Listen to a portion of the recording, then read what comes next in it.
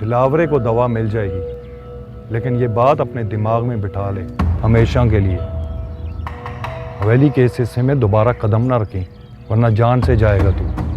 और ये जो तेरी हड्डियां हैं ना, निशान तक नहीं मिलेगा इनका। चल अब चल, आँख नीचे कर और पीछे आ मेरे।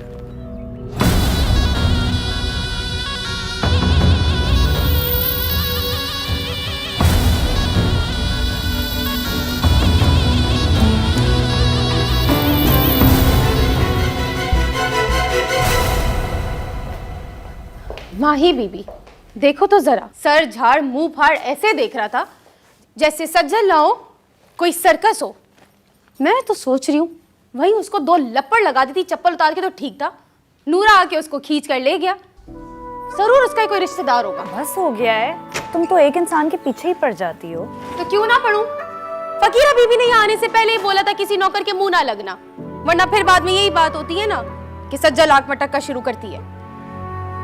सच बोलूं माही बीबी, मुझे बड़ा गुस्सा आ रहा है। मैं तो अभी जाके उससे 2-2 हाथ करती। कोई जरूरत नहीं है, खामखा क्यों मुंह लगना है किसी के। चाय बनाकर लाओ मेरे लिए। जैसा आप बोले।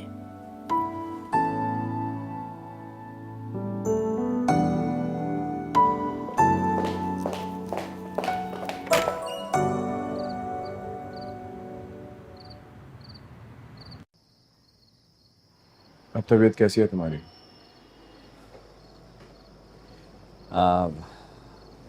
अब बहुत बेहतर है। तो काम का परेशान हो गया था। ये तो रोज़ाना के काम है यहाँ के। मैंने तो सुना था साईं काजिम शाह बहुत बड़े जागीरदार हैं यहाँ के, और गद्दी नशीं भी। तो फिर उनका बेटा ये सब हरकतें, लड़ाई झगड़े क्यों? हाँ तो सही सुना था। पीर भी हैं, गद्दी नशीं भी हैं और रईस जागीरदार भी हैं। पूरे इलाके में ना उनकी टक्कर का कोई नहीं है। वो आखिरी दिन ना दिन तो फिर दिन, वो आखिरी दिन रात रात। तो फिर उनके मुखालफिन जिन्होंने तुम लोगों पे हमला किया? हमला उन्होंने थोड़ी किया था, हमने किया था।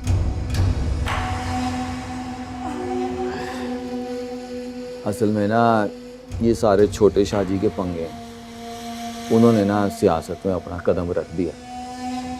अब तुझे तो पता है सियासत बहुत जालिम शय है। ये ना अपना देखती है ना पराया, ये तो बस खून मांगती है।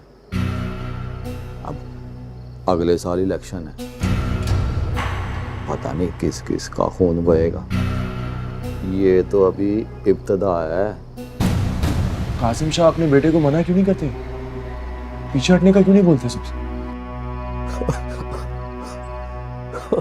किस शहर से आया है तू? इतना सीधा बंदा। और भला बड़े शाहजी छोटे शाहजी को क्यों मना करेंगे? याद रख, आती हुई ताकत और जाता हुआ बुढ़ापा सबको बहुत अच्छा लगता है।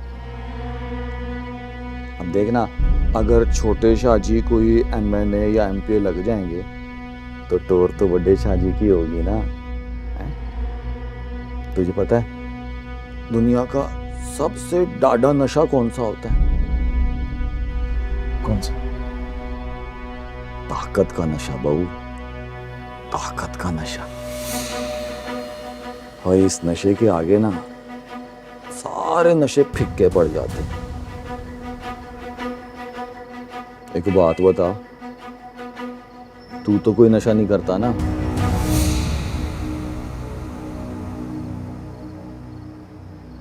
अब्बा से छुपके दोस्तों के साथ सिगरेट फूके। ले, और सिगरेट का भी कोई नशा होता है? हैं? चल रहा, ये तो बस तुम्हारे रगों में जाके ना बंदे को काला कर देते हैं। असल नशा तो वो होता है जो सीने में ना भा ला दे। भा मतलब आग लगा दे, मेरी राख नहीं। और जो इनके घर की खवातीन है वो तो पढ़ी लिखी है ना? ना ना, वो पर्देदार बीबियां हैं। उन्हों की बात नहीं करनी। मुझे नूरे ने बताया तो घूमता घुमाता जनाने चला गया था। एंड गलती से भी वहां नहीं जाना है। 7 पर्दों में रहती हैं वो बीबियां। आइंदा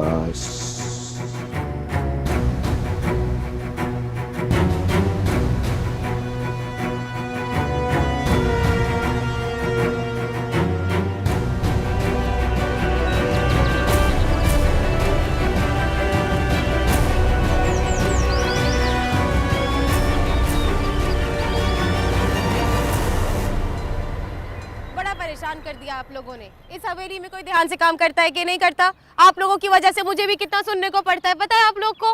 सलीम भाई, आप तो नूरा के भतीजे हो ना, आपको समझाना चाहिए, ध्यान से काम भी करना चाहिए। ओए, अभी झाड़ू लगा रहे हो तुम? कहा था ना कि सुबह सुबह झाड़ू लगा के सारी सफाई करनी है।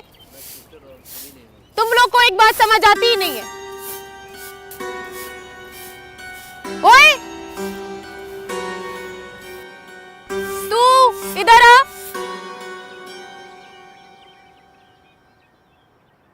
हाँ, तुझसे बात कर रही हूं, इधर आ।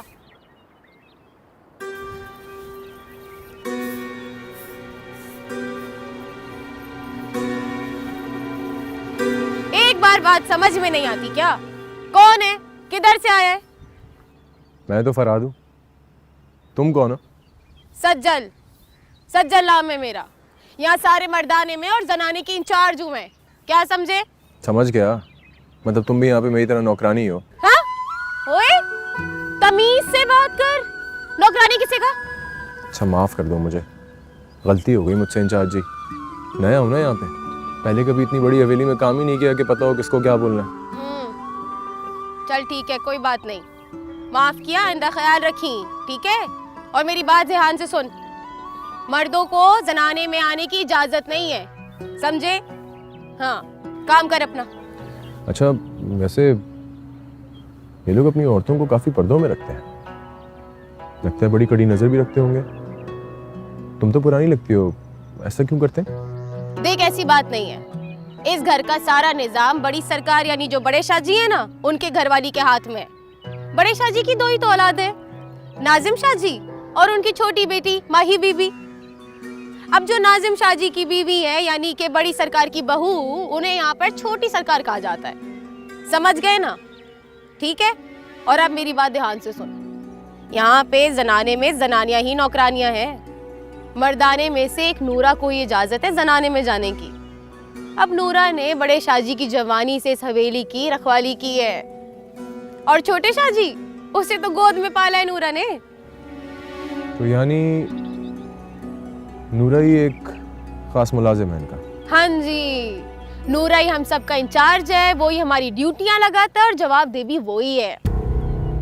बड़ा ही सख्त है नूरा, हर वक्त चिड़चिड़ा रहता है, उसका हुक्म कोई टाल नहीं सकता।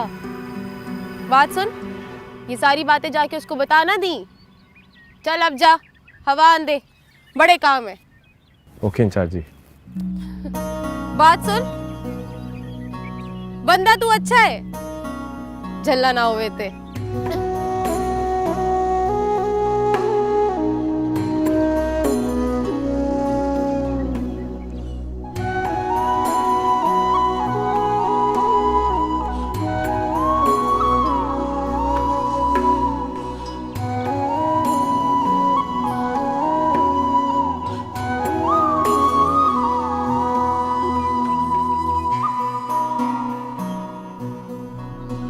मन झूम झूम तन झूम झूम, मन झूम झूम तन झूम झूम, मन झूम झूम गाए। मन झूम झूम तन झूम झूम, मन झूम झूम गाए।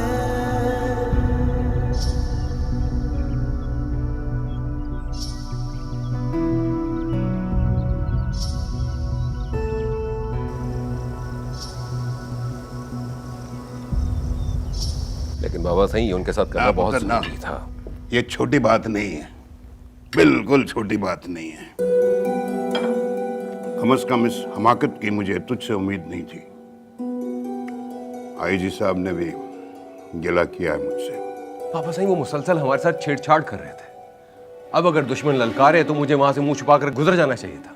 और नहीं पुत्र नहीं, ये सियासत नहीं है, वार करने के तरीके होते हैं। दुश्मन ने तुझे उश्काया, तूने वार कर दिया, खुंडा वार, और दुश्मन को और खतरनाक कर दिया तूने।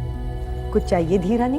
कुछ नहीं चाहिए अम्मी जी, बस आप आ जाइए। खाने पे तो किसी का ध्यान ही नहीं है, बस बातें ही किए जा रहे हैं। देख सरा, पता नहीं बाबा सही मुझे तो। शाहजी बस कर दें, खाने पे भी आप दोनों की वही बातें हैं, बाप बेटे की वही सियासत के झमेले। मेरा तो दिन रात दिल ही हौलता रहता है जब से सियासत ने इस हवेली में डेरे डाले हैं। बस अब खाना खाएं, ये बातें ना आप मर्दाने में किया करें। तो चले खाना खाएं। चलो सरकार नहीं बात करते भाई, अब सियासत में बात नहीं होगी। हाँ सही है। हाँ नहीं, नहीं। हाँ तो माही पुत्री, कैसी जा रही है पढ़ाई तेरी?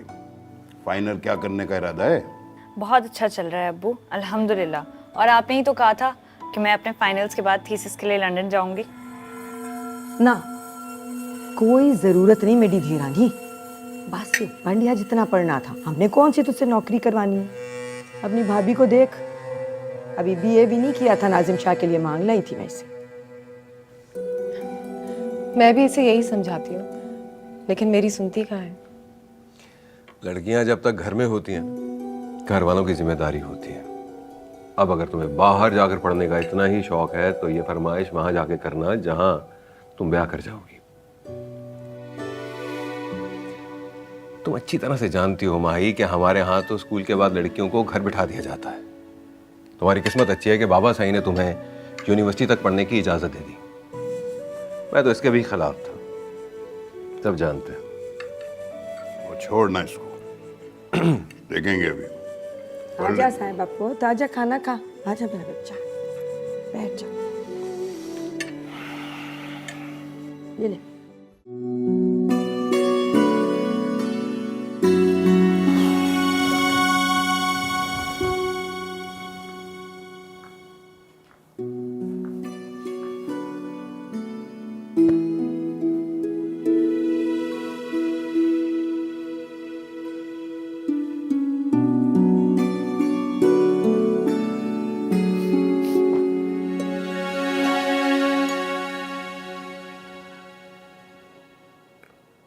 बेटे को सोच के परेशान हो रही हो? जाहिर है माँ उसकी। आपने तो पता नहीं कौन सा पत्थर रख लिया अपने दिल में। मुझसे नहीं बर्दाश्त होती फीनी की जुदाई।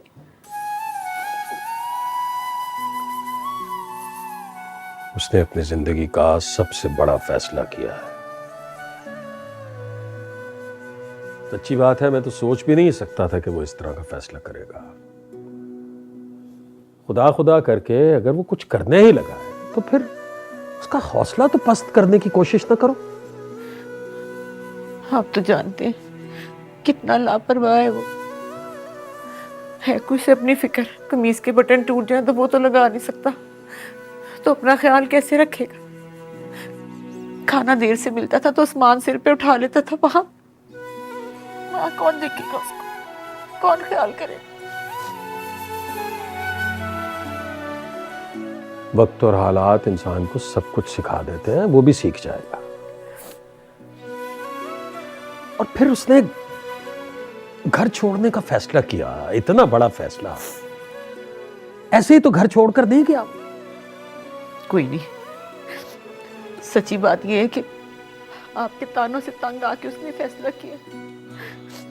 सारे उसके पीछे पड़े हुए थे, सारे दुआले हुए थे, क्या करता वो? अब खुश हो गए ना सब लोग, सबके कलेजों में ठंड पड़ गई है ना कि घर से एक हिस्सा खाने वाला तूफान हुआ। कमाल करती हो तुम। और हम दुश्मन हैं उसके? बिल्कुल खैर खैरियत से है तुम्हारा बेटा। उसने सज्जाद को फोन करके बताया नहीं कि मैं पहुंच गया हूं, ठीक ठाक हूं? अपने दिल को संभालो औलाद की बेहतरी के लिए माँ बाप को अपने सीने पर बड़े से बड़ा पत्थर रखना पड़ता है। ना जी ना, मैं नहीं रख सकती पत्थर, मेरा दिल इतना मजबूत नहीं है, और ना ही मैं लोगों के सामने खुश होने का ड्रामा कर सकती हूँ। बस कह दिया मैंने। सही बता रही हूँ मैं, जब तक फीदी नहीं आता ना, मैं इसी तरह तड़पती रहूंगी, बेचैन रहूंगी मैं।